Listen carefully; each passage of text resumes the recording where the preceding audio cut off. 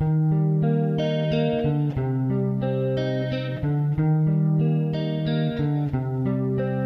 soldado a casa hoy regresó y un niño enfermo se curó.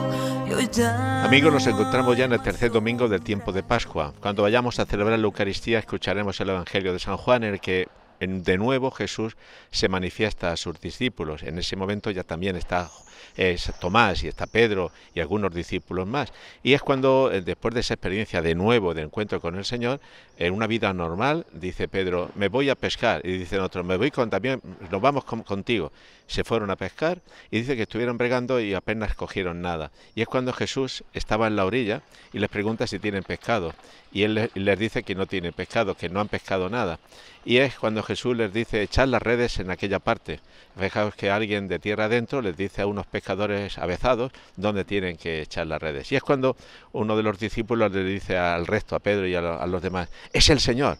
Es cuando Pedro se tira al agua y es cuando Jesús tiene ya un contacto con ellos, tiene una experiencia con ellos, y después de la experiencia de la negación triple que hace Pedro de Jesús, donde le niega en 3 ocasiones, Jesús no le pide cuenta, sino que Jesús le dice si le ama por 3 veces. Pedro, ¿me amas? Segunda vez, Pedro, ¿me amas más que esto? La respuesta de Pedro siempre es la misma, Señor, tú sabes que te quiero, tú sabes que te amo. En la tercera ocasión es cuando Pedro se sofoca, diríamos, Pedro se echa a llorar, se da cuenta de lo que Jesús le está pidiendo, y es cuando Jesús le dice, apacienta mis corderos.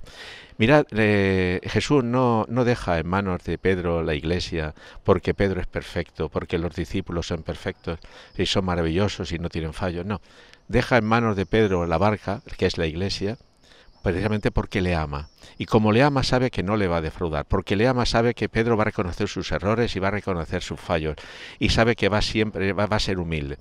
Mirad, para nosotros también es un momento importante en el tiempo que estamos viviendo. La Iglesia de Jesús hoy en la historia está sufriendo los vaivenes de la sociedad en la que vivimos, donde parece que a veces la barca de Pedro parece que se hunde, que es la Iglesia, donde entra una especie de zozobra a los que somos parte de la Iglesia, porque recibimos todo tipo de indiferencias, incluso de persecución, incluso de críticas, en muchos momentos con razón quizá, pero en otros momentos muchos de ellos son injustas.